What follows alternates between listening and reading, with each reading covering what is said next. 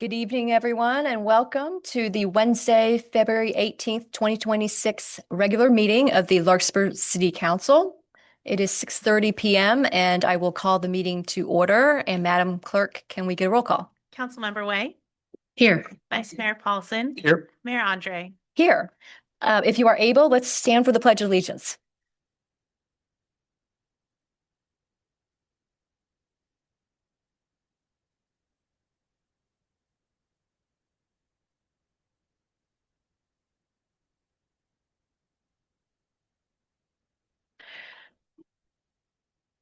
And I will open it now for public comment. This is a time for the public to come and address the city council on any items that are not on the agenda. So if you would like to make a public comment, please approach the podium and you have 3 minutes.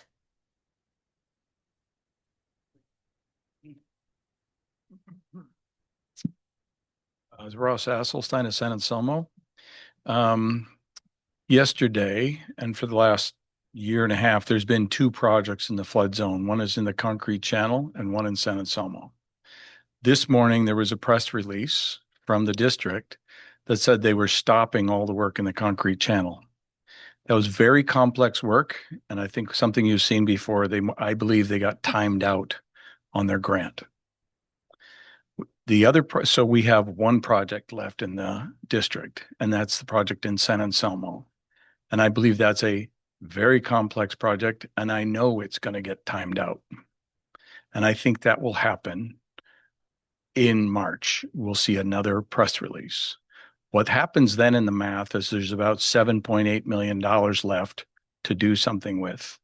I may be relentless, but I'm absolutely committed to voicing where the money should go, and that is the tidal zone.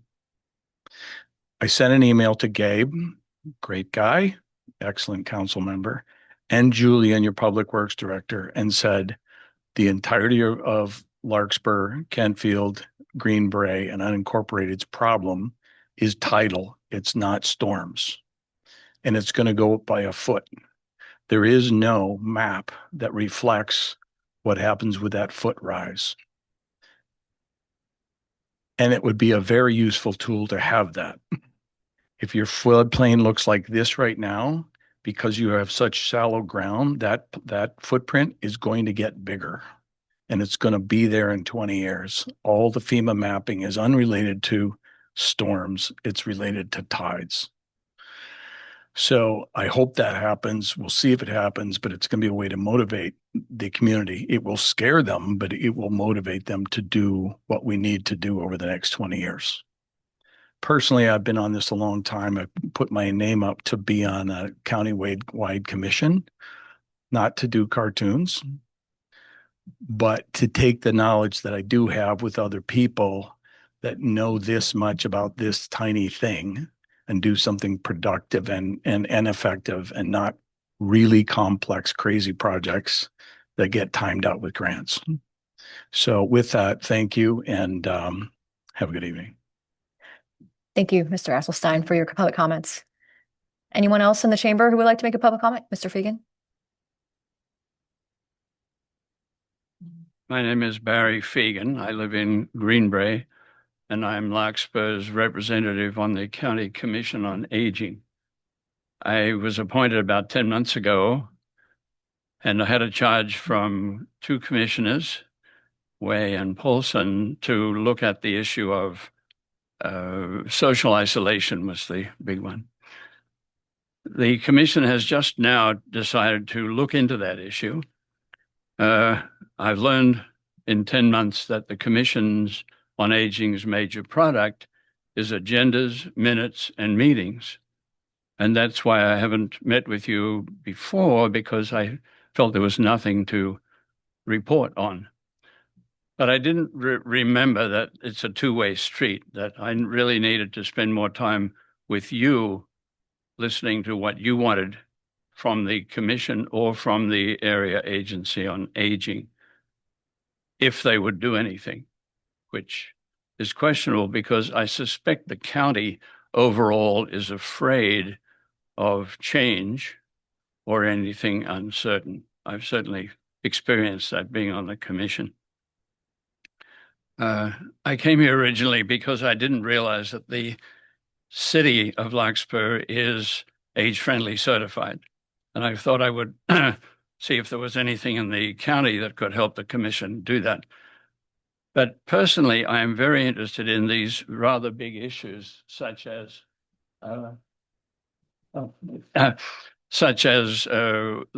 the tide change. These are aging, tide change, or global weather changes, inequity and inequality, and immigration or global migration. These are big issues that play out here locally, but we don't have a forum for discussing them except the adversarial model that we generally use, where people argue one side or the other. So I have an interest in seeing if Larkspur would like to explore other ways of having community meetings that are less confrontational and more consensus building. Some of you know the book I've written that lays out what some other cities, mostly in Southern California, are doing with this. So I'm a little bit of a loss now because my original intent has shifted. But if there's if there's anything that you would like me to raise through the Commission on Aging or through the County Area Agency on Aging, I would like to hear that. And I'd like to know if there's any mechanism or any people here who may be interested in exploring other ways of holding public meetings other than the traditional way we have them, where people do what we're doing here, presenting to you, and you say thank you next. So that's my little report. Yeah. Gabe and I'll get back together with you. Yes, great. Thank you, Gabe. Thank you, Mr. Fagan. And I also want to let you know that council did have a strategic retreat on Saturday, and there were topics that came up related to aging and aging in place. And so maybe council members Way and Paulson can follow up with you. Great, thank you. Okay, anyone else in the chamber? Please approach the podium. Thank you.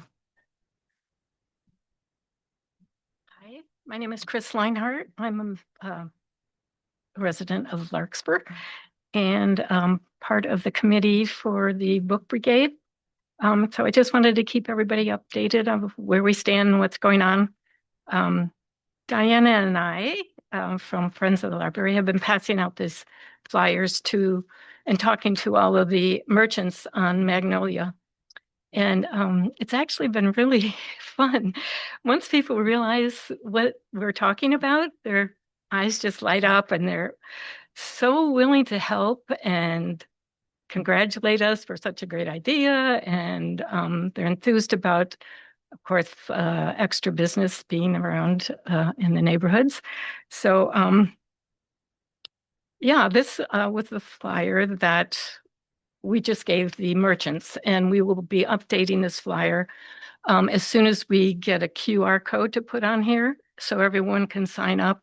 So we're just waiting for the legal verbiage to put on our app for the QR code to be distributed. So we will go again and give that to the merchants to put in their windows. And I guess that's about it. The Lark Theater is so cute. He decided that once we get the official flyer, he would enlarge it and put it in his billboard there by the windows. So yeah, it's great to see everybody's enthusiasm for it. So if you have any questions, I could give you one of these. Our information is on here. You can locate. Yeah, great. Yeah, just give it to the clerk and she will distribute it to us. Wonderful.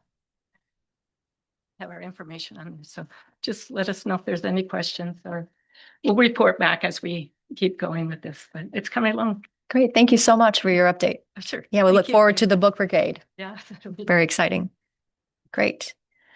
All right. Anybody online who has a public comment? Okay, great. All right. So I will close public comment and we're going to presentations, of which there are none. And now we're going to approve the consent calendar. Anybody, any of the council members want to pull any item for discussion? Yeah. Okay. Can I get a motion? So moved. Seconded. Okay, all in favor? Aye. Any opposed? Any abstain? Okay, motion passes. All right, and now we'll move to the city manager's oral report. Thank you, Madam Mayor. I wanted to simply let the council and the community know, as has been reported, we've announced that the opening day for the library will be the 28th of March. I anticipate that probably next week we will start to provide more details about what's happening at what time. I do know and I'm prepared to let folks know the library, once the opening ceremony is over, the library will be open and functioning. That's the plan that day. So we're hoping folks will actually come in and check out some books. But we will have a full slate of events mid-morning and into the early afternoon, and hopefully it'll be a good time. And I know there are some other events around the Twin Cities communities that day, and I just figure folks can bounce from event to event and enjoy all we have to offer in the Twin Cities that day. With that, I'll turn it back to you, Madam Mayor. Great, thank you for that update. Any council members have updates? I just have two things. One is got the 2-page report from the Larkspur Library Board of Trustees about all the work they've done.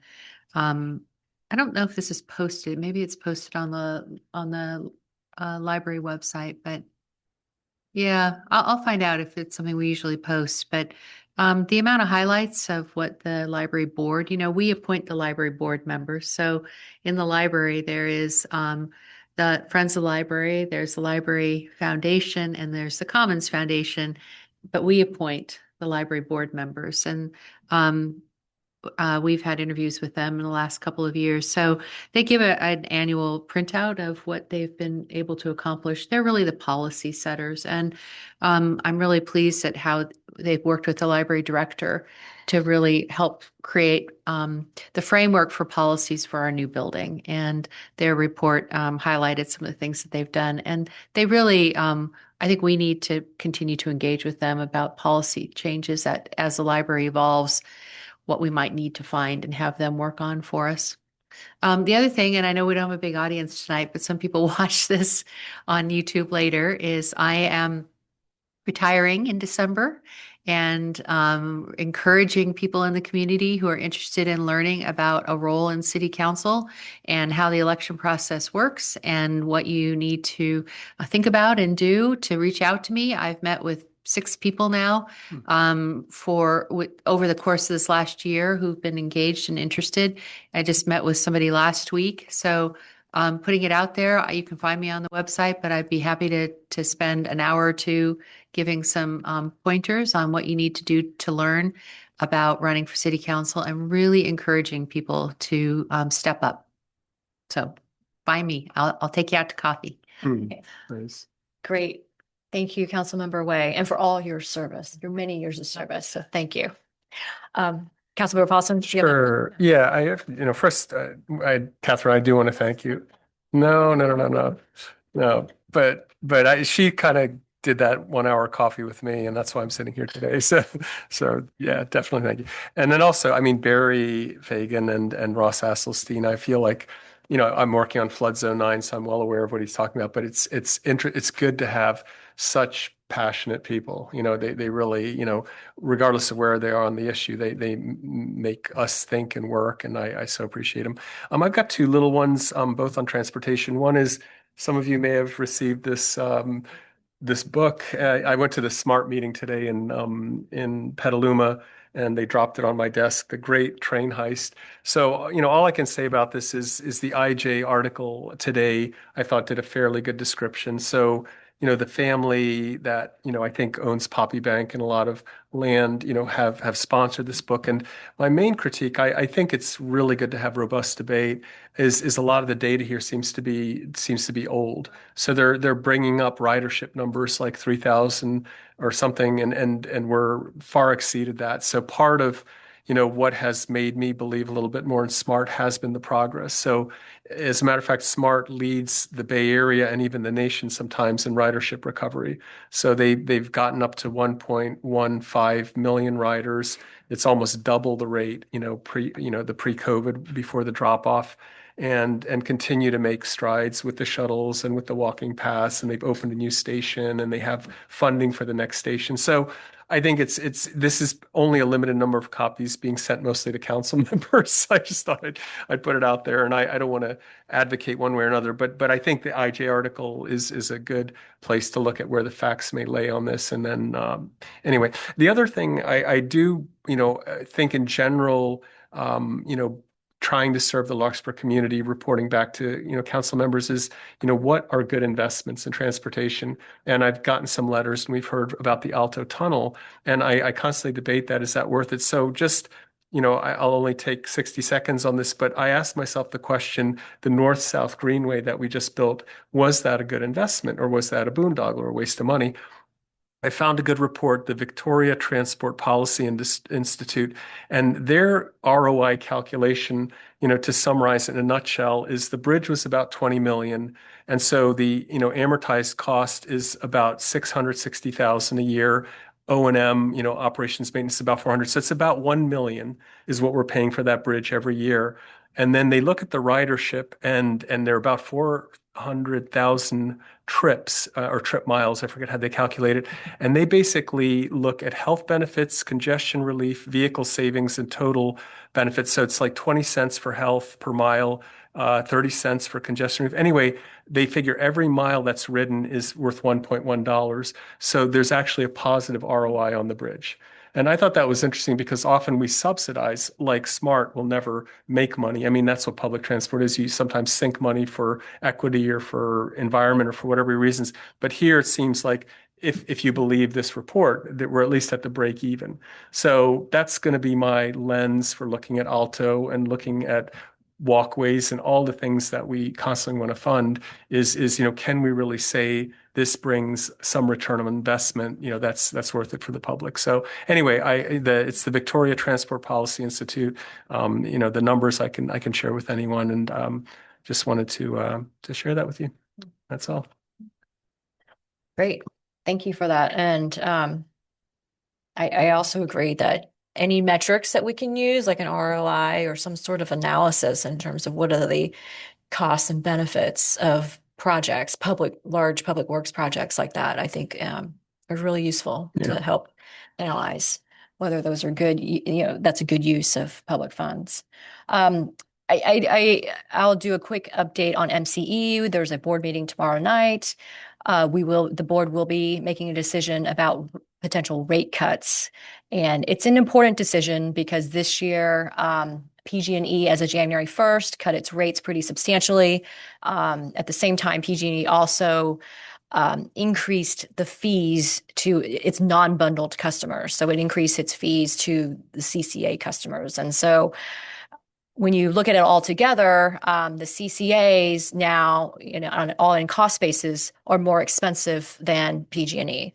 And so the MCE board is facing the decision in terms of how deeply it should or can cut rates to narrow the gap between MCE's costs and PG&E's costs. And so that's going to be I think it's going to be a pretty robust discussion. And then that will also lead into budget discussions around our energy costs. Where can we trim energy costs? And a lot of it too is overhead and personnel costs. Where can we find savings so that we can cut rates for our customers? And I think a lot of directors are very sensitive to the fact that, this is a difficult time. Affordability is very important to our customers. And so hopefully we will be able to come to a decision on, how much we want to cut rates. But for anyone who is listening, who has an opinion on this topic, please feel free to reach out to me. I am your representative on MCE. If you live in another jurisdiction, please, reach out to your representative on the MCE board. Okay, great. Anything else? All right. So that closes the council members' oral reports, and we'll go to public hearings. And we will start with Mr. Nick Stone, our Recreation Director. And are we going to take these two items together or one at a time? Regarding The way they're agendized, you should take them separately. take them separately. Okay. So we'll start with 7.1A, park special event fees. Great. Thank you. Good evening, Madam Mayor, members of City Council. Nick Stone, Recreation Director. And I have a few items for you tonight. The first one that we're going to look at is park special event fees. So last year we had an event in Piper Park, and it was kind of a new thing for us. It was a big event, and we didn't really have a lot to go with, any kind of template that we had. There was no pricing structure. And there was nothing to really work with other than a community event that we wanted to host out there. So what I bring before you tonight for this is some suggestions for fees for an event. This is a funny one, like a few of my other items that'll come up tonight. There wasn't a great template around the county that I could use for this. Everybody's kind of all over the place. So one of the ones that I pulled heavily from for this item was the Mill Valley Music Fest that happens at Friends Field in Mill Valley. That is a price that's negotiated with City Council, with the Chamber, and from my calculations, it works out to a little over $500 an hour for the rental that they have there. Everything else is really all over the place, from $50 to $200 an hour. Piper Park is a big open park. There's not a lot of infrastructure, but there's great parking out there. So I don't anticipate it being a real hotspot for a lot of events, but I think that $500 an hour is a good place to start for a large event. What that'll cover is when we did Battle of the Dad Bands last year with the Chamber of Commerce, we rented the soccer field because that's what they were utilizing, and that was our pricing structure at the time. So they ended up using a lot more than that. And what we would do during events of that size is we would not be renting other fields out there. So I'd want to make sure that if we did an event like this, we weren't renting the other fields, but we weren't losing money. So this would cover the costs of renting the other facilities in Piper Park as well. So Nick, let's say you have an event that goes from 2 to 4, 4 to 6. Okay. Mm-hmm. Like a music event that goes from 4 to 6. That's $1,000 because that's 2 hours. But what about all the setup time? Like, let's say they need to set up starting at 8 a.m. Are we going to charge for that, or just for the time of the event? So typically what you do is you charge for setup and cleanup as well. For an event like this, we can be flexible on what kind of impact it has on the park. So maybe the rental doesn't need to start at 8 a.m. Like the bigger impacts are going to start at, say, 1 p.m. And that's kind of where we would look to start the rental. So when the community foundation does their music from 5 to 7, they would have to at least put in $1,000 for the 5 to 7 period of time. But if the band needs to get there at 3. If I'm the Music in the Park series is actually a recreation program that Right. sponsored. Okay. Yeah. So if, let's say, it's not Music in the Park, but it's Battle of the Dad Band, let's say they have to start setting up at 8 a.m. because they're going to put bandstands and stuff out there. That brings the cost up to about $5,000. For a full day. A full day. Yeah. Okay. All right. And curious, what happens now with, people renting the fields for like softball games or soccer games? Are they paying these rates, or is that not a special event? That's a sporting event, and that's something separate? Correct. Those are rentals of the athletic fields, and Okay. that's in the fee guide that we have right Okay. now. So I think the costs right now for the softball fields and the soccer fields are, I want to say, about $54 an hour. Okay. All right. Okay, and then are we only allowing, okay, so I can see how this memo is written. We're only going to allow large events at Piper and Niven, which would make sense to me. But are we not allowing these smaller events at Piper? Because it seems like Piper's not listed under the small park events. Correct. So small park events at Piper Park would kind of, so right now there are events that are happening out there, and I think anything under 250 attendees would be something that could kind of fit into the picnic area, which is kind of already happening. So that would be a rental of the picnic area, or if it were a soccer tournament, it would be a rental of the soccer field. But I wouldn't call anything under 250 like a truly a special event at such a large park. But are we not allowing the small park events at Piper, I guess, or the smaller events? I don't think that there's a need for the fee to apply to Piper, because typically attendances of less than 250 are happening like in the picnic area. So that would be a full. So we do in the fee structure have a cost for renting the entire picnic area too. So if somebody were having like a large birthday party or something like that, that would fit into that fee structure. Okay. But it just seems like if somebody wanted to rent the soccer field, I don't know, for some sort of event, less than 250 people, like, are we just saying, no, you have to have it in the picnic area? Is that what we're saying? No, I mean, we could look at having that fee apply to Piper as well. Or they would be renting the soccer field. So it was kind of a number that we're choosing, at a soccer game, you can get upwards of 150 people playing and watching a game. So I didn't want to get into these areas where we were now charging, a soccer league $300 to have a bigger tournament out there, which is what they're kind of already doing. Okay. So I'm just trying to wrap my head around give me some examples of what we've had of small park events Yeah. of 50 plus. I mean, during COVID, I would go take a walk in the park and there would be, tents set up and everything in the picnic area. But give me some examples of what you expect for small park events.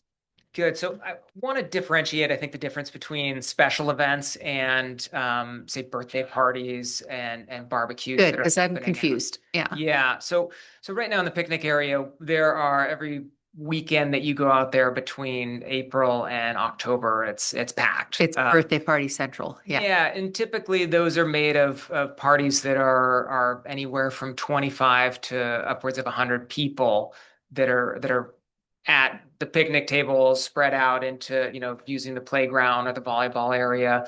So I'm not trying to capture those kind of events in the special event policy. Okay. The small special events, what I'm looking for is I get a lot of requests for parties to happen in parks that we don't traditionally program. Right now, there's a Green Bay neighborhood association that meets every year in School park, right? yeah, exactly. And we don't have a template for it, so it's just kind of something that happens that we're kind of trying to create something, because every year people call and say, "What can what can we do to have this party that we always have?" And we typically get an encroachment permit from Public Works for them. It doesn't really reflect what they're doing there. This year we had a request that didn't happen yet, but one of the local businesses at in Bon Air wanted to have a special event at Niven Park for a couple hundred people, and policy is not in place. We weren't able to accommodate that, but we get those kind of requests a lot of the time. So I'd like to come up with something that we have that can fit things into a box, make things work. Were you able to find policies that, like I know in Corte Madera, they have a Corte Madera resident has a different rate than a non-Corte Madera resident? Were you able to find any special event things as examples that are differentiating residents of Larkspur Green Bay as opposed to residents of a different area? Yes, I do. Most cities have those. Yeah. What we have in this application this will kind of go a little bit into the policy that we'll look at a little bit later, but based on the feedback that we got last year and hearing from commissioners, I think that people really wanted any kind of special event that happens in the parks to really be a local group. So I think that based on the policy that you're going to see after this, we're only going to be really working with local groups. Local meeting, Larkspur based. Yeah. Okay. I was wondering about the 500 an hour and 300 an hour. So, is that reflective of like cost recovery? Like, do we need, what's the estimate of, city staff costs for monitoring and cleanup or whatever you guys do for an event like this? Yeah. So the rentals, when they're supposed to leave the park as they found it.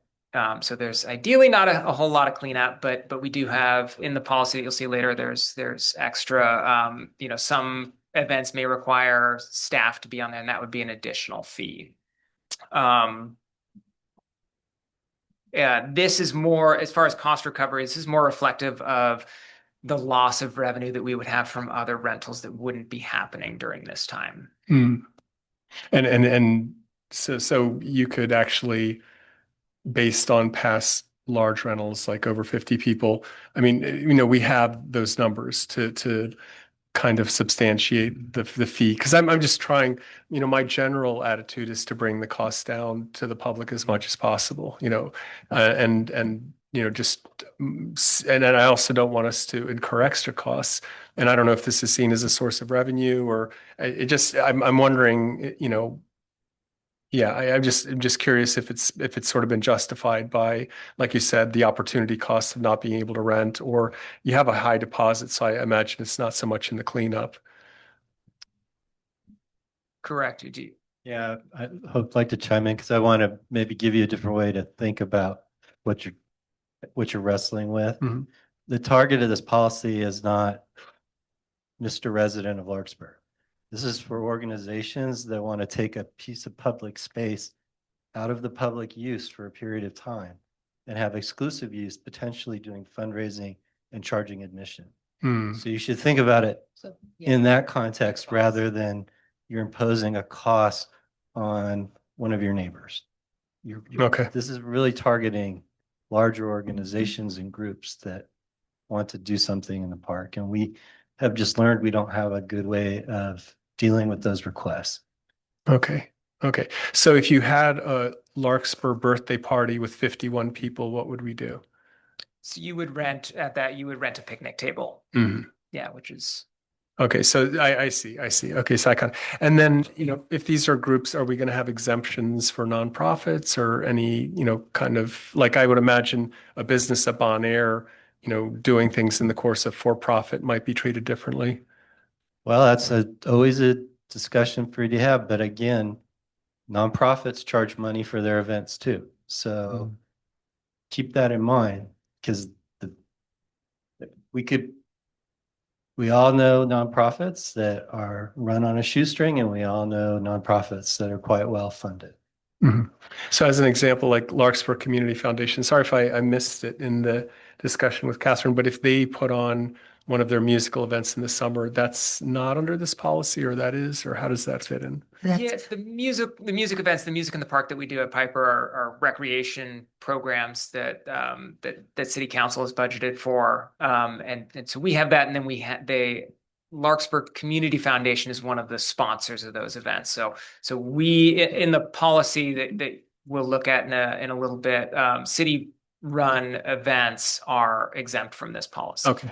But that made a lot more sense to me when you explained it that way, because I just recall going to the Chamber of Commerce Battle of Dad's Band, and there were fencing up. Half the field was blocked off. It was inaccessible unless you bought a ticket. And, it was only ticketed wristband. People could enter and use that public space. So I get it. That makes more sense to me, that the bigger events like that. I was a little worried, just like you were, that some of these smaller pop-up events that happen are going to be impacted, but it doesn't sound like they would be. Okay. Correct. Yeah. I mean, you're a very reasonable person and you have a very reasonable Very reasonable. approach to things. On a side note as Yeah. well, we rent the Hall Middle School gym and we do have a nonprofit rate for Yeah. that one. I don't think I've ever rented to a group that wasn't a nonprofit, only because everybody that comes to us looking to do events is somehow connected to a nonprofit. Hmm. So I don't know that would be the same with large events like this, but in my experience, just about everybody that rents from us is a nonprofit. And have we covered most of our parks here in this list? I mean, you say, and others will be considered on a case-to-case basis. Correct. Yeah, I've kind of gone through. These are based on requests that I've Oh, that people received in the okay. past or that are already happening. So, like your park in your neighborhood, Heatherwood Park, I mean, that would be, I don't think you can hold 50 plus people there, but that would be a case by case basis. Correct. There may be a neighbor one day that wants to have a movie in the park Yeah. there or something, and we can work with that, but I wouldn't necessarily let anybody have a big event in Heatherwood. It's, most of our parks aren't really set up for big events. Have we, on a side note, have we created a event like this? I mean, a policy like this yet for the library in community Right spaces? now, your staff's working On it. a Okay. whole list of policies for the library. Got it. How to rent the community rooms is something we're working through to bring you examples. Okay. Okay. Okay, great. Any other questions? For Recreation Director at this point, I'll open up to public comments. Yeah, just Oh, okay, go ahead. one more, sure. Yeah. So, I'm just reading over the resolution 1126. So resolution, for adopting park special events. I guess the language of this, maybe point to me, what we're saying is this is not, park or city sponsored budgeted. Should we define exactly what, a special event is? Or, I mean, I don't know. It seems like you guys have an understanding. Maybe I'm just catching up here. I think that's in the memo of what is a special event. It feels a little bit, yeah. So the next item, actually, two items where you're actually going to look at the special event policy that will define a special event. Okay. It almost feels a little bit backwards to it. Yeah. Okay. So I was just looking at 1126, but you're saying that'll be clarified in the next. Okay. Yes. Gotcha. Okay, if there aren't any more questions, then I'll open up to public comment. There's no one here in the chamber, or is there public comment online? We've already raised hands from the Zoom audience members. There's no public comment. Okay, great. So I'll bring it back to council for discussion. I think my questions were answered. So Okay, Yeah. anything else? So, are we recommending any changes? Are we good with the policy as it's written? I'm good with it. I appreciate that you brought it first to Park and Rec Commission in October and they reviewed it and gave you suggestions, I'm sure. And I rely on that ability for them to vet it too. So appreciate that. I'm ready to approve item resolution 1126. Okay.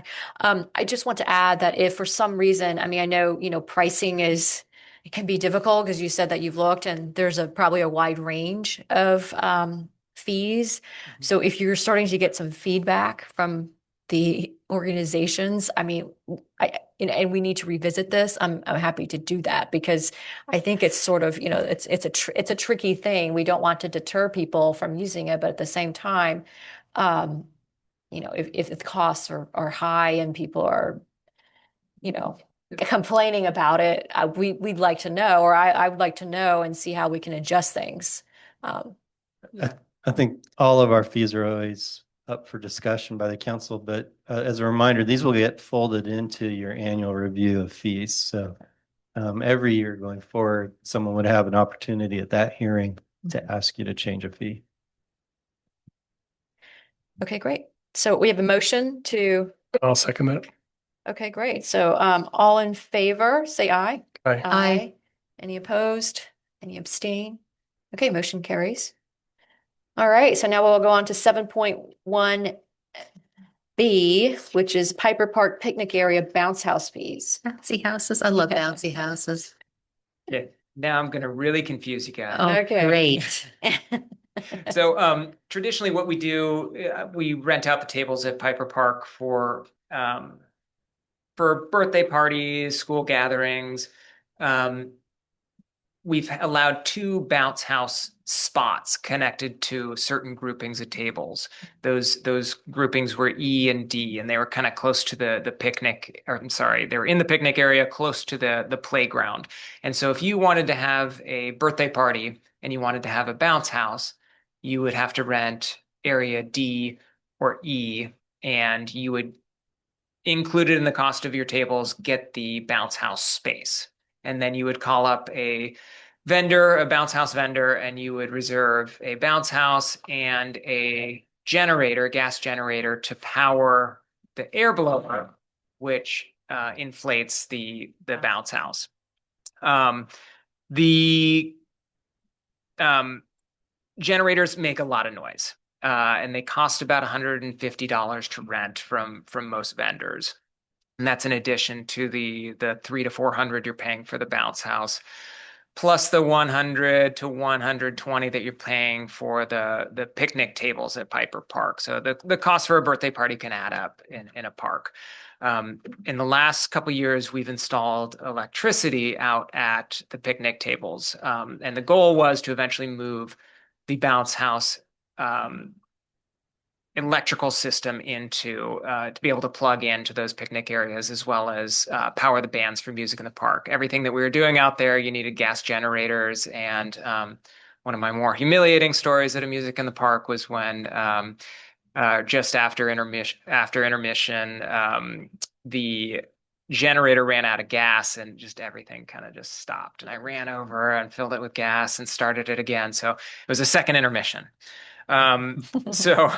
So we had this installed a couple years ago, and it's been great. We haven't really started using it for bounce houses yet. We attempted to, and it was just really inconsistent. It would sometimes trip, and so we installed some second breakers for it. And what I would like to do is we now have a vendor that we'd like to work exclusively with that would have access to that electrical to reset those breakers when that's happening.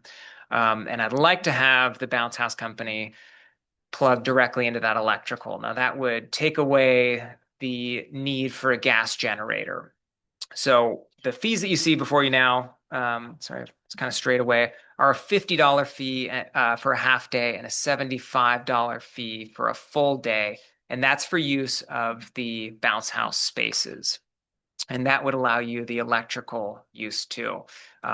The great thing about these fees is that it actually saves you money because you're not having to rent the gas generator. Again, I looked for comps in the area, and bounce house rentals are all over the place with city parks. So a lot of places will offer electrical for free. A lot of places will charge $25 to $50 for the bounce house spot, but not give you electrical. So this is kind of, in my opinion, the best of both worlds. So you would be working with a vendor, again, paying $300 to $400 for whichever bounce house you want, and then you're saving the $150 for the gas generator, and you're paying the $50 to $75 for use of electrical. So are they having to pay the gas? I'm sorry, not the gas, the electrical generator vendor for the equipment? So the renter would reserve tables with us, and they would pay the additional fee of $50 or $75. And then they would contact the vendor, and the vendor is going to bring out the bounce house package, which includes an air blower, but the air blower is not extra. Okay, but they already have an electric air blower, not the gas. The vendor does. The vendor does. Yes. Okay, so they can just plug that in. I see. Okay, Yeah. so it's not, they don't have to separately contract with another vendor to bring the air blower in. Correct. Okay, Yeah. got it. Yeah. Okay. Sorry, I misunderstood that. Do you have other circumstances where you have an exclusive vendor where you work only with one particular one for supplies?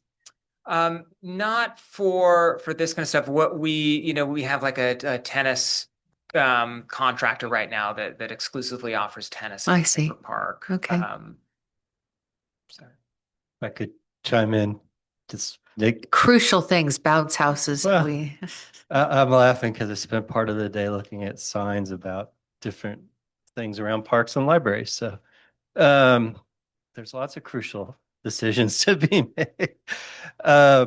One of the things that Nick has won me over to doing an exclusive agreement that we didn't spotlight. I'm realizing the report's kind of hard to write it all up, but one of the complaints we get are that somebody has brought in a bounce house from some random vendor with no permit or rental ticket associated with that bounce house. I suspect all of you have been out there on a Saturday and seen it being rather chaotic at times. Going with one exclusive vendor means our recreation coordinator who's out there on Saturdays, and even the cadets or the community service officers will know there's only that company that's allowed to be out here, and these other bouncy houses need to go because they didn't pay to have the space for the bouncy house. And in terms of electricity, is this the $50 or the $75? Do we know whether that covers our costs for the electricity or? Yeah, I've done We don't know. some calculations based on the use of the and I'm not a big electrical guy, but based on some of the use of the air blowers and a full day of running a bounce house, I think with our current rates is like upwards of $8. So I think we're well covered electrical usage. Nick, I'm wondering, this is a minor point, but I think San Rafael maintains a vendor list, so they do kind of what you're doing, but it's more than one. So I looked it up. I think they have Jumping Jacks and Primetime Interactive and Rebecca's Jolly Jumps and all that. Would it make sense I understand, having, Astro Jumps is simpler, but would it make sense to have more than one just for backup or I'm just a believer that lists should have, some, short lists should have some competition. Yeah, we used to have that, and it would be whoever could provide us insurance would make that list. One of my concerns right now with the electrical is that we're really giving people access to locked boxes where they can, because sometimes the breakers will trip, and those are under lock and key. So it's kind of one of our concerns is that I want to make sure that not everybody has a key like that, and it's kind of somebody I can trust. The bounce houses too, going through the contract with somebody and having them, get their additional insurance for these contracts is sometimes they're dropping off the bounce houses, they're driving into the park to do that. So this actually makes this okay having this contract in place. Okay. I mean, I'll trust your judgment. I would, think it would be good to have two trusted just for backup, but that's a minor point. Another also very minor point is there any issue? I think they drive stakes into the ground, and does that ever hit our irrigation? No, most use sandbags. Okay. We actually have it in our rules that you're not supposed to use stakes out there, but the irrigation lines are actually deep. I think our DPW guys have told me it's not really a problem, and they'd rather that they just used them. But I think you just illustrated the point. We have vendors who are not following our rules, who are out there without permits, without rental fees. Yeah, no, I'm for, getting more control and regulating it, but again, that's fine. Okay, thank you. Okay, great. Any more questions? I'll open up to public comment. Seeing no one in the chamber. Any public comment online? Looking for any raised hands from the Zoom audience members. There's no public comment. Okay, great. All right, so we'll close public comment, bring it back to council. Any other changes or comments that people want to discuss? no, I think you answered my questions. Yeah. I agree. I'm happy to see that we are going to go electric. I think, getting rid of the gas generators, I think is great for our environment, but just also the noise. So good job, Mr. Stone, for doing that. And I am in support of this. Yeah, I'll move this motion. Okay. I'll move this resolution. 1226. Thank you. I'll second. Okay, great. Did you get that, Allison? Okay. All those in favor say aye. Aye. Any opposed? Any abstentions? Okay, great. Motion carries. All right, moving along. Business items, 8.1, Parks Special Events Policy. And looks like Director Stone has a presentation for us. I do. Very Color short one. presentation. Great. So again, this may feel a little bit backwards because we've just done the fees for this, and now we're going to look at the policy itself. So currently, there's no special event policy for Larkspur Parks, and where we've run into issues before is people want to have parties, they have ideas that they want to do here, and it really it puts me in a tight bind when somebody asks me to have a few years ago we had a dog fest in Piper Park, and it's just kind of, we have these things, and it would be great if I could point to a policy and give people rules to follow. And it was great. It went really well. There were no issues, but there was a lot of angst about it, and there was a lot of work to get it to that point. So by having a policy in place, we can actually kind of give people a packet of paper that a digital packet that they can look over. So yeah, right now special events are held in reservable locations. We're doing a lot of city-sponsored events. So these are the Music in the Park that's happening starting again in May. We have the Flashlight Egg Hunt, the Pumpkin Patch, my new favorite one, and we do the Night Lights event. And this year we had the train out there. So these are all city events. And then we also had Alex's Playground opening over at Niven, which is an example of a different park that we actually hosted something in. And it went so well out there that it was kind of, I think people saw that, and their wheels are turning about doing events in other parks. So these are the kind of things that would be exempt from this policy. Currently out at Piper Park, we're having, we'll have company parties that can be relatively small. And then other times people want to have a party with, 2,000-3,000 employees, and it doesn't really fit in the picnic area out there. So it's something that kind of needs to expand if it's something that we want to host out there. Last year, the Chamber of Commerce hosted the Battle of the Dad Bands out at Piper Park. It went really well. I think they eclipsed the 250 attendees that we'd be looking for to qualify for these events. But again, it didn't really fit into what we've done before. So we had to kind of come up with rules for them to follow. And it was kind of composting, we have to do a trash plan and security and fencing and everything. So this is going to be nice for me to be able to point to something. Yeah, we do a lot of school fundraisers out there with Redwood Hall and St. Pat's. And we've actually hosted graduations out there as well. Actually, Nick, when you mentioned St. Pat's, you know how they sometimes use Piper for field day, right? Or do they rent Piper for that, or would that qualify as a special event? I don't know if they charge people for that or not, but I know it's a fundraiser. Traditionally not charge St. Pat's or the local groups for these. But are we going to start to then under this policy, or how's that We working? would have to, I think that we talked about this.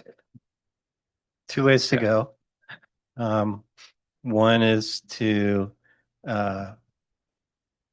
try to say exactly who should receive a waiver. Actually, three ways to go. Option 2, waivers come to you. Option 3, we have this in the Public Works Department. You gave the director discretion to waive the encroachment fee for groups that are consistent with past direction from the council. So, for example, when the bikes come through on Bike to Work Day and they set up the stations, we don't charge for the encroachment permit on that kind of day because it's consistent with our policies and procedures. So you could ask that we amend this policy and give explicit latitude to the recreation director to work with our partners like the schools to not charge them for their events.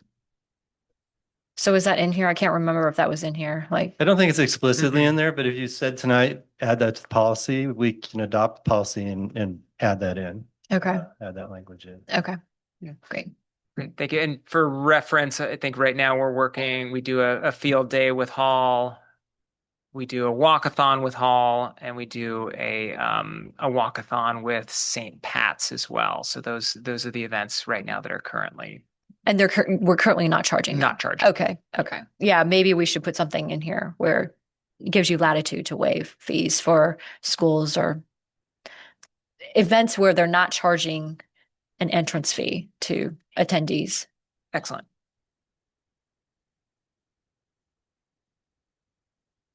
And so parks that we've considered for special events, or we've been asked about. So Niven, we had a great event last year with Alex's playground reopening, and we have had, as I said, we had a business in Bon Air that wanted to host a special event out there. I have been approached by other groups where kind of like, oh, this would actually be a nice small event that could happen in Niven Park. Greenbrae School Park, there's a neighborhood association that meets there. That's why this park is on this list. Neighborhood Park people have asked about. Heatherwood Park people have asked about. People have not asked about, but I anticipate that they might. And then again, Piper Park is where most of our special events happen, and where I kind of try to push any kind of events or large camps that are happening. So this defines spaces in the park. It defines attendance qualifications, fees, and it gives me a little bit of oversight, able to put together composting plans. Security plans have been a concern before, and then site plans. So last year, Battle of the Dad Bands had fencing up, and that was kind of a new thing, but this would give me the discretion to figure that out. And so, yeah, if we want to get into the policy with questions. Nick, sorry. So event organizer, I think this is the point you made on the earlier item. So organizers must be local community-based organizations being in Larkspur. Did we get any in the past years that were not? And I guess, would say, because we are the largest park, by attendance or some metric in Marin, could it be that Corte Madera, would want to do something, or Twin City, or have we gotten San Rafael? So we have a lot of citizens that have, large parties in the picnic area that are not Larkspur residents, and that's still fits into what they've done. I haven't had requests for groups to have large events out there that are not, Larkspur based. Yep. So I think that's one of the things where I think we start with Larkspur base, and then if we're finding that other groups, outside of Larkspur are interested, then I think maybe we can come back or give you latitude to approve or not approve those groups.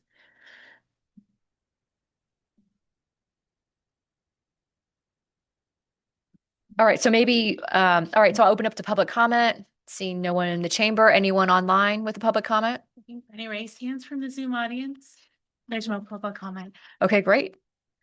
All right, so maybe my one suggestion would be to add in here that a clause that gives the recreation director specific latitude to waive some of these fees for schools or nonprofits that aren't charging people, entrance fees for attendance.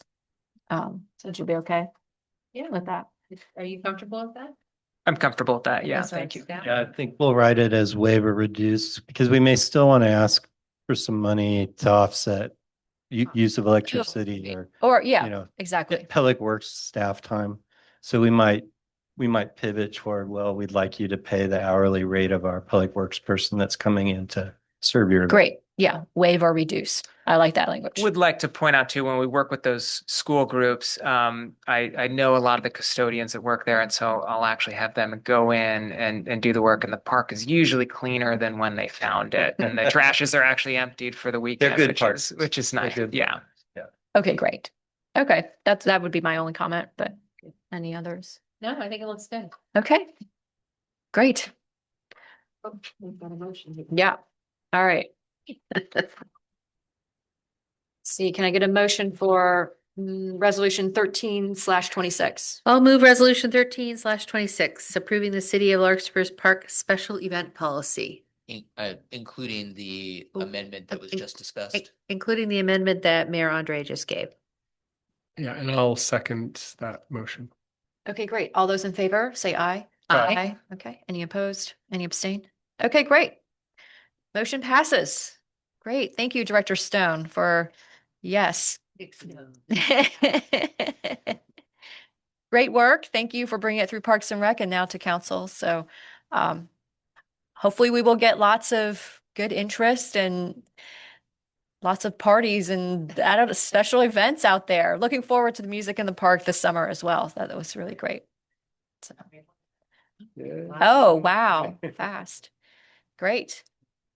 All right. Well, then that moves us to item 9, which is adjourn. So we will adjourn to our next regular meeting of the City Council on March 4th, 2026. Thank you.